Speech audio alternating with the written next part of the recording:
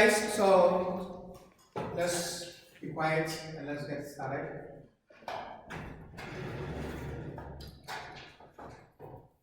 So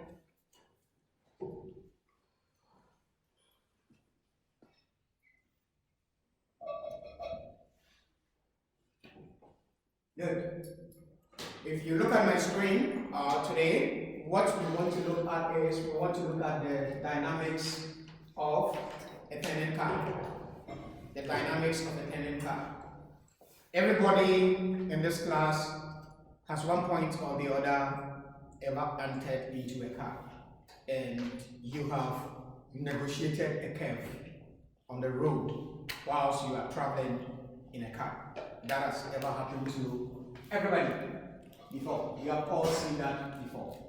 What happens is that whenever you are in a car and you find yourself on the road and you are negotiating a curve, what we experience is that we see that if the car is negotiating a curve, as the car is negotiating the curve, your body tends to move opposite direction to the what? To the turn of the what? Of the car.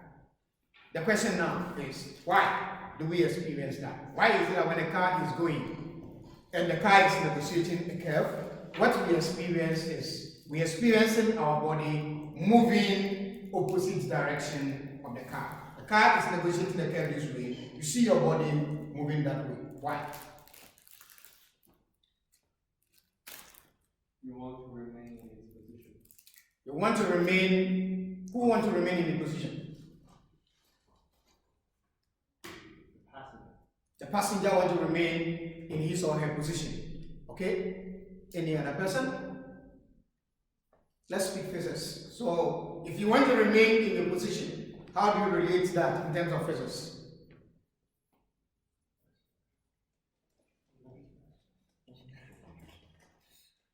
Without the word inertia. Inertia. Okay, so it simply means that this tells us about what? The law of inertia, or Newton's what? First law. So Newton's first law simply tells us that a body will want to continue in its state of what? Motion, or uniform motion on a straight line. And because your body was already on the road, the car was on the road, and the car was moving in a horizontal direction, before it starts to negotiate the curve. So your body will want to continue to move in that direction. And that's the reason why we always see that our body moves in opposite direction to the what? To the car. Just like what we can see here right now. As you can see the body is moving in this direction while the car is now trying to what? To negotiate the curve. So the body is in opposite direction to that of what? Of the car, as the car is negotiating the curve. And what is happening is just, as we have just simply explained, is just the Newton's third law that is being in place. What actually keeps your body in shape is either the wall of the what? Of the car. You see that you are going to just go and you lay on the wall of the car, and that will bring you back into position in that order. Right. So the car will have gone turning, but you see that the person's body will continue in what? In a straight line, according to what? Newton's first law. Right. And the forces, as I said, the force of the passenger, let's look at this here. We can see that there is a force on the car, and that force is turning the car in that direction, which is what? The sum of the frictional forces that are acting on the tires, as the tire is what? Is rotating on the road. Right. And then we are going to see that the person or the passenger is going to lay on the walls of the car. And that is going to serve as a force that is going to bring the passenger back into shape, or to keep the person into what? Into a perspective or direction of motion. To restore you back into a direction of motion. Right. Now, we are therefore going to talk about two things here. There are two different things or two scenarios that can easily happen when a car is negotiating a curve. We can have a situation where we will see that friction keeps the car moving in or negotiating the curve. The friction is keeping the car to negotiate the curve, which means that the friction is therefore going to serve as the what? As the centripetal force that keeps the body moving in a circular path. And then we can have a situation where we will see that there is going to be gravity and the normal force that is going to keep the what? The body moving in a circular path. These two scenarios brings us to what we referred to in physics as a banked road and what? Unbanked road. Now, we are going to look at these two scenarios, but today we will consider only one of them for today, and then we will look at the second aspect in our next session. The first one is the banked road, and when we talk about the banked road, here we are talking about a situation where friction is not what? Considered. Friction is not considered at all. The unbanked road is a situation where we are looking at where friction is being what? Considered in such a scenario. So we are seeing friction being displayed in that what? Situation. So since we are looking at these two, let's quickly just dive into looking at what? The banked road. Let's look at banked road quickly. So, for banked road, I said friction is not required to keep the body moving in a circular path. So the forces that are involved, or the forces that keeps this object or the car moving in that circular path is the what? Is gravity and the what? And the normal force. Now we are going to see which one actually is keeping it moving in a circle.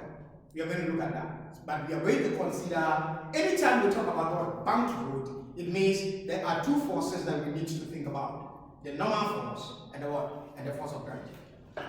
Okay. If we look at the unbanked road, in this situation, we are looking at what? Where friction is required to keep the car what? On the road. So we want to see the car is going on the road and the car is trying to negotiate a curve. The car needs a force to keep it on the road. And that force that will keep the car moving on the road is the what? Is the frictional force. So we're going to see from here. But before we will look at the unbanked road, let's first look at the banked road. And then let's see. The one that we don't need friction.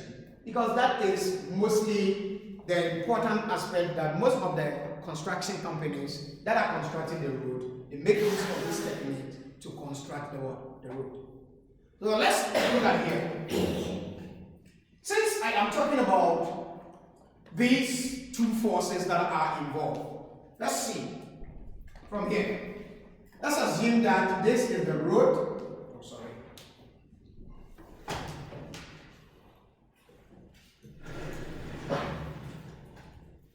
Let's assume that this is the road. Okay, so I am going to make the roads to look like a right angle triangle because we are on a steep or on a ramp road, right? So the car is maybe located at this point here, and if the car is located on that position there, we are saying if we see from here, from the knowledge of dynamics that we know, and from the knowledge of equilibrium that we know, based on all the forces that will be acting on the object here, we can see that if this is the car, the actual thing that's supposed to happen is that we're supposed to see three forces acting on this car here. And these three forces should be the weight of the car, okay? And then there should be a frictional force which is going to prevent the car from sliding down. So like there should be a frictional force in that direction if the car is moving in this direction. But because we are looking at what? Banked road, we are going to ignore the what? The friction, because we know that friction should not be what? Involved on what? On a banked road. Therefore, we are going to have the normal force, and the normal force must be perpendicular to the what? To the road. It should be perpendicular to the road. So if it is perpendicular to the road, it is not going to be here. It's going to be somewhere like this. So this is our Fn. Immediately we get that as our Fn. Then this is going to be our what? Our banked angle. The angle with which the road should be banked so that the car will be able to negotiate the curve without falling off the road. Because the car does not need friction to keep it on the road. Since the normal force is here, it simply implies that the normal force is having what? It's having two components. Because it is what? It is inclined. And if it is having two components, then we can talk about the vertical component of that. And then we can also talk about the horizontal component of that. So here we are going to have f and x, and then this is going to be our f and y. Are we okay? If this is true, then if this is the banking angle, then this should also be the banking angle as well. From the knowledge of trigonometry. Right? Good. Once we know this, then we can find the design speed of the car to be able to keep the car balanced on the road without what? Falling off the road. So we can work out to find the what? The design velocity of the car.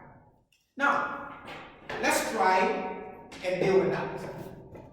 So we're going to do some calculations on this and find the design velocity as well as finding the banking angle as well. So let's try and let's see.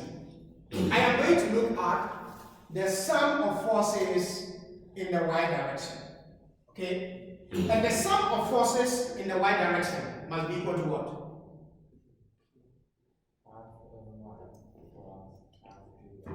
No, I mean, what should the sum of the forces be equal to? Zero.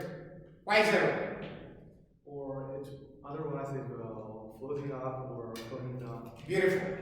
If it is not 0, it means it will either be floating, the car will be floating up, or it will be what? It will be going down. Which there is no vertical motion, therefore it must be equal to what? 0. So in this situation, now let's try and find the what? The vertical forces that are there involved. What are the vertical forces involved here? What are the vertical forces involved? Yeah, what are the forces that are involved here? The vertical forces.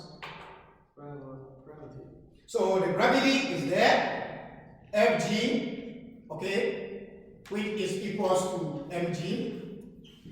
And then we are having what? F and y. And F and y is also what? If you look at the F and y, let's look at it and let's find it. This is theta here. This is the opposite. This is the adjacent. So that is going to be what? Fn what? Cos theta. Isn't it? So now let's find the sum of the forces that are there. The sum of the forces, I can decide to take the upward direction to be positive and then the downward should be negative. So that we are going to have that the sum of the forces now to be equals to Fny minus Fg must be equals to what? 0. And that means that from here we will do the substitutions. So we have Fn cos theta minus mg, and that is equals to 0. Are you okay? And then from here, let's try and let's find Fn. So my Fn will be equals to mg over what? Cos theta. And I'm going to call this one equation 1. Are you okay? Any question? Any question? Good. We finished finding the vertical sum of the forces. Let's go to the horizontal. Now when we look at the horizontal, we can see that the only force which is there that is moving the object towards the center of the circle is going to be what? Is the Fnx. And that is going to serve as what? Our centripetal force. So that is the one that is going to keep the car moving in a circular path. Therefore, that is going to be the sum of Fx should be equals to the what? The mass of the object multiplied by the what? The velocity squared divided by the radius of the circle. Because that is going to serve as our centripetal acceleration. Right. So therefore, from here, I will just simplify my Fnx.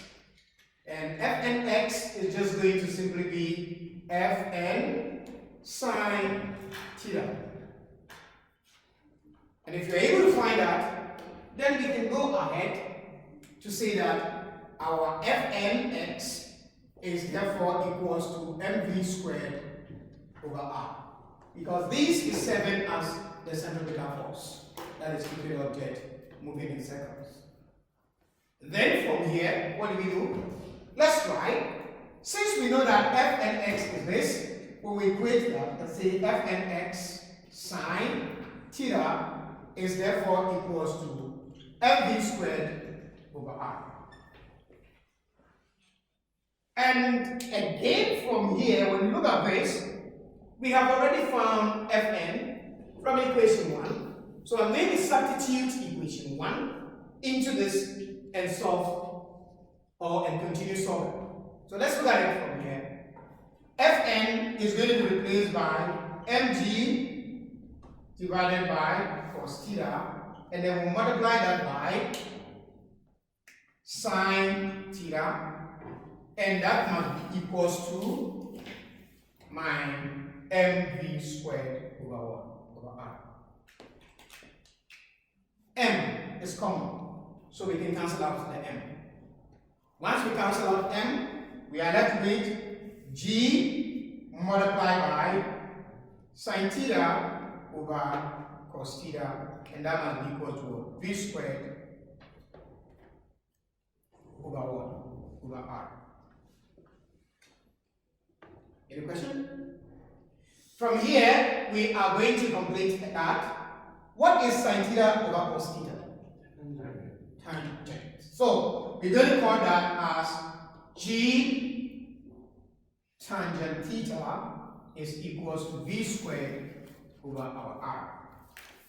And from here, I want to find the speed.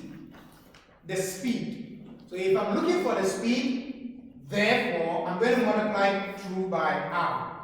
I'll multiply through by r so that I'll have what? V squared is equals to g r tangent theta. Tangent theta. And I want the v. So therefore v is therefore equals to the square root of g r tangent theta. And this becomes the what? The design speed of the car. That becomes the design speed of the car. Now, let's assume that we were not looking for the design speed to keep the car moving in the circular path, but rather we were looking for the what? The banked angle. If you want to find the banked angle, then we can from here, then we can find the banked angle straight away by just simply saying that the banked angle we will divide through by what? By g. So that the banked angle is going to be what? Tangent theta is equals to what? V squared over what? Over gr. And therefore, our theta, which is the banked angle, is going to be what? The square root. Sorry. It's just simply going to be what? The arctan of v squared over what? Gr. And that becomes the what? The banked angle. So if we are told to find the banked angle, then, which means that when the construction company is constructing the road, for them to be able to know the kind of what angle that they should put the slope of the curve such that the car will be able to what? To negotiate the curve without friction. Must be equal to this angle here. You should be able to do that with this angle.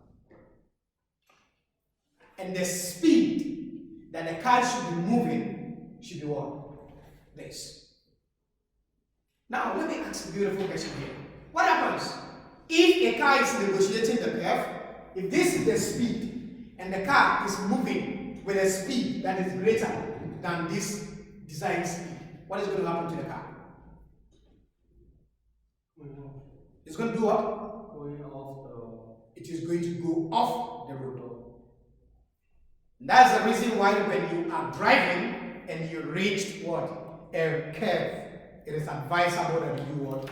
You slow down the car before you negotiate the curve. Because if you move at a speed greater than the what? The design speed, then the car is going to go off the road and there's going to be an accident and people are going to sustain injuries or die. Any question? Any question? No. No question? No. Everybody's fine? Beautiful. If we are all fine, then I want us to apply this knowledge we have just learned right now.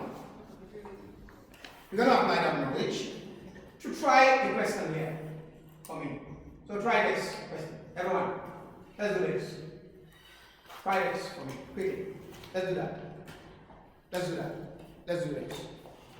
Alright guys, so now right now let's try and look at the Unbanked road. So with the Unbanked road, we are now going to look at a situation where we are only considering friction as the turning force or as the centripetal force. So the force that is now keeping the object moving in a circular path. Now, if friction is serving as the centripetal force, then we are going to look at it from the point where we see that, okay, friction is the only force that is acting and turning the object in a circular path. So let's look at it. We're going to look at how we're going to apply that to solve a problem and see. It means that whenever we are, since the friction is going to be the force that is going to keep the object moving in a circular path, if we calculate for the friction and the friction is less than the force needed to keep the object in a circular path, it simply implies that the object is going to fall or the car is going to fall off the road. But if the frictional force is greater than the force needed to keep the object in a circular path, then it means that the car is going to continue moving in what? In a circular path. It will be able to negotiate the curve without any problem. Now, whenever you are in a car, there are things that do happen. You can see that sometimes when the driver applies a brake to the car, then you will see the car tires just locked.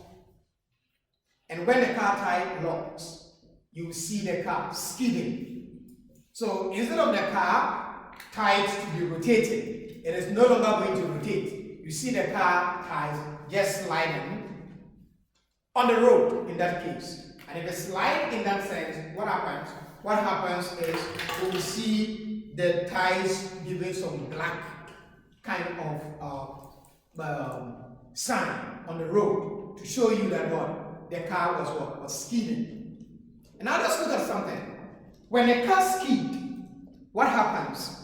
What happens is we see that if a car is moving, the force which is keeping the car moving in a circular path must be what? Perpendicular to the velocity, as we have established before. But if the car is skidding in this situation, they are not going to be perpendicular to themselves. You will see the force and the velocity will be moving in opposite direction. And in that case, the car therefore will no longer be able to move in a circular path, but the car will go off each road and it will no longer be able to move in a circular path. So let's try and check this problem that we have. Skidding. on a curve. There is a 1000 kg car that rounds a curve on a flat road of radius 50 meters at a speed of 50 kilometers per hour, which is equivalent to 40 meters per second. Will the car follow the curve or will it skid? If the car follows the curve, it means that the frictional force is greater or equal to the what? To the turning force. Right? Good. Now, they said assume question 1, the pavement is dry and the coefficient of static friction is mu is equal to 0.60. B, the pavement is icy and the coefficient of static friction is 0.25. Now, this is the problem that we are given. They want to find out if at A, the car is still going to be on the road or the car is going to skid.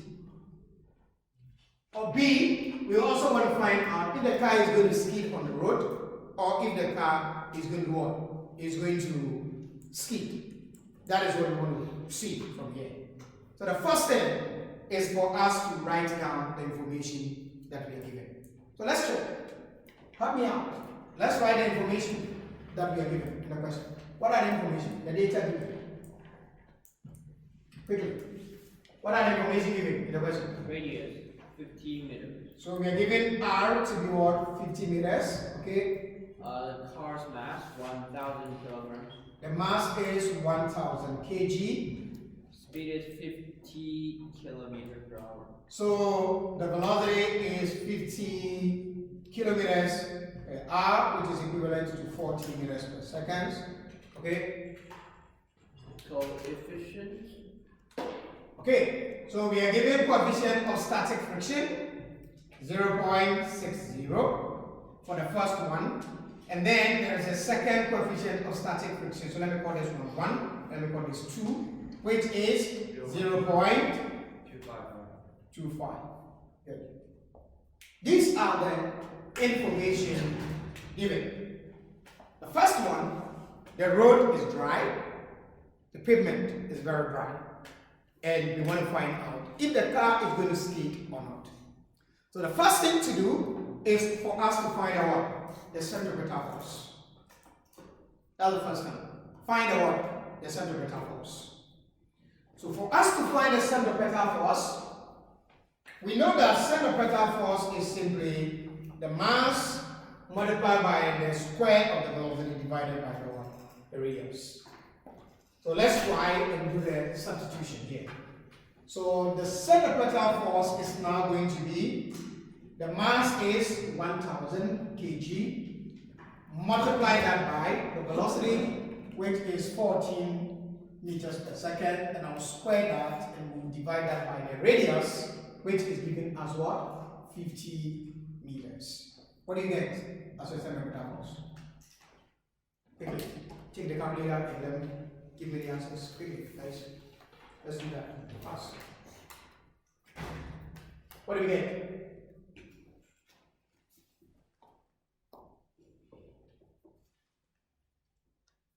What's your answer? 3,920 what? Newtons. Okay, good. So we've got it 3,920 newtons. Okay.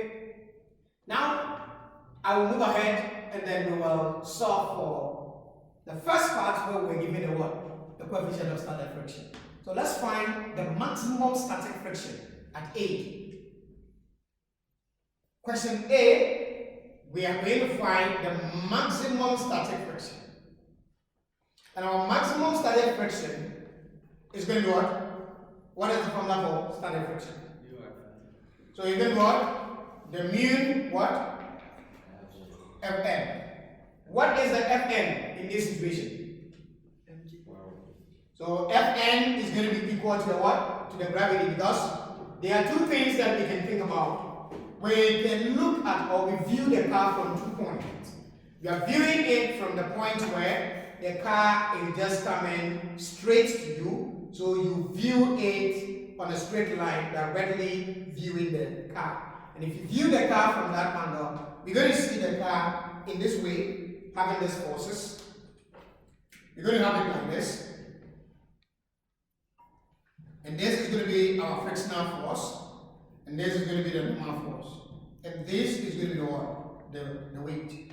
If you remember, we considered the banking one and we said these two forces are the only one acting. We ignored this in the banked one. But now we are talking about unbanked road. So in this case, friction is included. So this is how it's going to be viewed. And if you are viewing it from this point, then we are looking for this, so we need to consider the normal force for this. And the normal force is now equal to the weight. And that's the reason why the car is not floating at the same time that it's not what? It's not down the road. So from here, if that is it, then we can go ahead and deal with the calculations. So this is going to become the mu, okay, which is the coefficient of static friction, and we're going to multiply that by the mass times the what? The gravity. And from here, the coefficient of static friction is given to be 0.60 multiplied by 1000 multiplied by 9.8. And guys, what do you get as our answer? Quickly. Don't waste time, guys. Just take the calculator quickly. 5,880. 5,880 newtons. If you look at this, what can we say about the frictional force and the maximum frictional force and the what? And the centripetal force? We see that the frictional force or the maximum frictional force is greater than the what? Than the turning force, which is the centripetal force. Therefore, in this situation, because this friction is greater than the what? The centripetal force, the car is going to remain on what? On the road. The car is not going to skid. It is going to remain on the road. Are we okay? So in A, we have calculated and we can conclude that because this is greater than that, therefore the car is going to remain on the road. Then let's go to B. Right. For B part, we are going to also find the maximum static friction again. And to find the maximum static friction, it is also going to be this maximum, and that must be equal to the mu multiplied by the normal again. In this situation, the mu is now 0.25 multiplied by m, which is 1000, multiplied by the g, which is 9.8. And what are we getting? 2,450. Sorry? 2,450. 2,450 units. Is this greater or less than the? It's less than. So we will say that Fx maximum is less than the Fc, which is the what? Which is the force that is needed to keep the car moving in a circular path. So if the force that you have is less than the force that is needed to keep the car in a circular path, what is going to happen to the car?